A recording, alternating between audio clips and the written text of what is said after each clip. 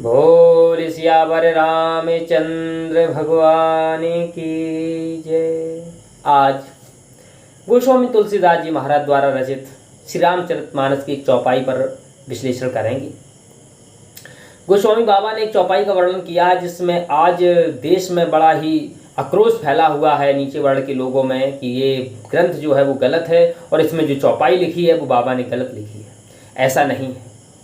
गोस्वामी बाबा तुलसीदास जी महाराज लिखते हैं कि ढोल गवार और शूद्र पशु नारी सदा ताड़ना के अधिकारी। ढोल गवार शूद्र पशु नारी सदा ताड़ना के अधिकारी। तो गोस्वामी तुलसीदास जी महाराज ने इस चौपाई का वर्णन किया है। गोस्वामी तुलसीदास जी महाराज बड़े संत हैं जिन्हें स्वयं श्री रामचंद्र जी के दर्शन हुए। ऐसे महान व्यक्ति ने इस धर्म ग्रंथ की रचना करी है और ये धर्म ग्रंथ सभी धर्मों में श्रेष्ठ है। जिसमें श्री रामचंद्र जी का वर्णन हो वो धर्म श्रेष्ठ होता है। गोस्वामी बाबा जी ने ये चौपाई लिखी है तो इसमें नीचे वर्ण के लोग बहुत आक्रोश में हैं कि ये चौपाई गलत है, पॉलिटिक्स इस पर हो रही है। तो धर्म ग्रंथों पर पॉलिटिक्स ना करें। आप अज्ञानी हैं, आपको कुछ पता नहीं है, तो आप इस प्रकार की विभिन्न प्रकार की बातें ना करें। बाबा लिखते हैं ढोल गंवार शूद्र पशु नाली। ढोल मीस होती है ढोलक, गंवार मीस होता है मूर्ख व्यक्ति, और पशु मीस तो आपको पता ही है जानवर, स्त्री और नारी को स्त्री कहा है।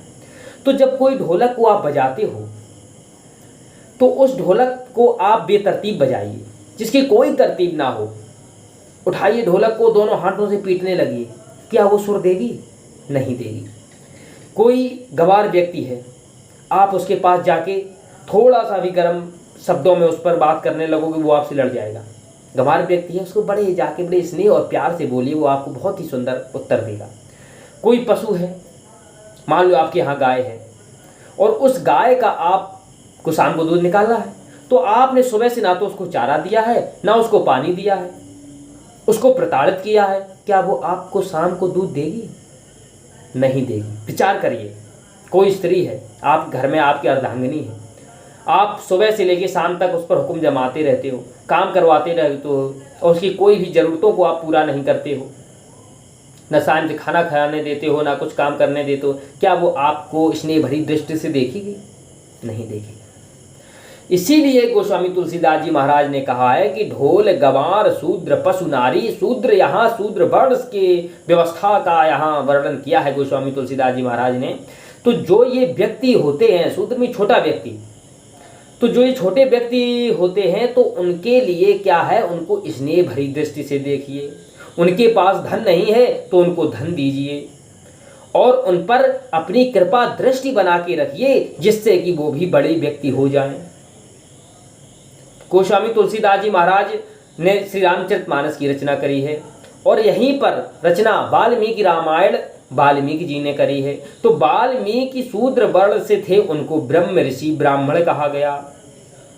विश्वामित्र क्षत्रिय थे, क्षत्रिय कुल में उनका जन्म हुआ था, उनका वर्ण भी क्षत्रिय था, उनका काम भी क्षत्रिय वाला था, लेकिन वो तपस्या और भगवान नाम संकीर्तन करके ब्रह्म ऋषि हुए, राजर्षि हुए, फिर वो ब्रह्म ऋषि हुए। तो ऐसा बात नहीं है कि जो शूद्र वर्ण से है वो ब्राह्मण नहीं हो सकता। ये आज की प्रामाणिकता नहीं है, ये युगों युगों की प्रामाणिकता है कि पहले भी ऐसा हुआ है कि जो नीचे वर्ण के लोग थे वो ब्राह्मण हुए। तो ब्राह्मण का मतलब यहाँ नीचे वर्ण से नहीं है, ब्राह्मण का मतलब है ब्रह्म से। जो ब्रह्म को जान लेता है वो ब्राह्मण कहलाता है। तो यहाँ बाबा ने ये कहा है कि आप अगर ढोलक को स्नेह से बजाते हो, प्यार से बजाते हो, तो वो बहुत ही अच्छा सुर देगी। अगर आप किसी जानवर को स्नेह करते हो, दुलार करते हो, प्यार करते हो, सुबह शाम उसको नहलाते हो, धुलाते हो, खाना खिलाते हो, तो आपको शाम को बहुत ही सुंदर दूध देगा, आपकी बाल्टी को भर देगा। अगर आप उसको प्रताड़ित करोगे, खाना नहीं दोगे, तो वो आपको इस प्रकार से लात मारेगा, जब आप दूध निकालने जाओगे आपके हाथ पैर सारे इकट्ठे हो जाएंगे। उसके बाद अगर आप अपनी अर्धांगिनी को, स्त्री को बड़े स्नेह से रखते हो तो वो आपको बहुत ही अच्छा उत्तर देगी और बहुत ही स्नेह भरी दृष्टि से आपको देखेगी। अगर कोई नीचे वर्ण का लोग है और उसके पास धन नहीं है, आप उसका सहयोग कर देते हो, धन से किसी भी व्यवस्था से उसका सहयोग कर देते हो जिससे वो अपना जीवन उज्जवल तरीके से जी सके, तो वो आपको बहुत ही आशीर्वाद देगा, बहुत ही स्नेह भरी दृष्टि से देखेगा। अगर कोई नीचे वर्ण का लोग है, छोटा लोग है, उसके पास कुछ धन नहीं है, तो उसको आप और भी अगर प्रताड़ित करोगे तो वो आपको क्या रिस्पॉन्स देगा? कोई रिस्पॉन्स नहीं देगा, आपको भला बुरा और कहेगा।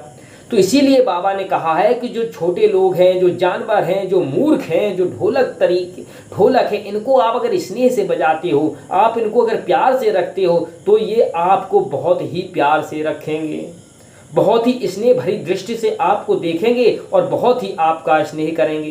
तो इसीलिए यहाँ पर श्लेष अलंकार का प्रयोग किया गया है। आप पहले समझिए बात को कि जहाँ एक शब्द के अनेक अर्थ हों वहाँ पर श्लेष अलंकार होता है। यहीं पर बाबा ने श्लेष अलंकार का भी उदाहरण यहाँ मिलता है। तो एक शब्द के अनेक अर्थ होने से क्या होता है? श्लेष अलंकार होता है। हो सकता है ताड़ना का अर्थ कुछ और हो, अवधी भाषा में ताड़ना का अर्थ होता है देखना, लखना और उनसे स्नेह करना।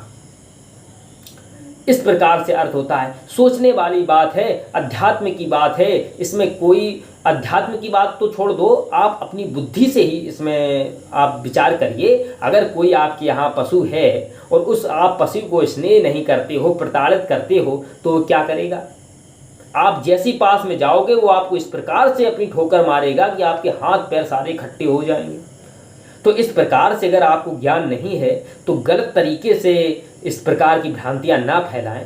रामचरितमानस की आपको एक चौपाई का उच्चारण करना आता नहीं है, आप कहते हो धर्म ग्रंथ गलत है, पॉलिटिक्स हो रही है इस धर्म ग्रंथ पर।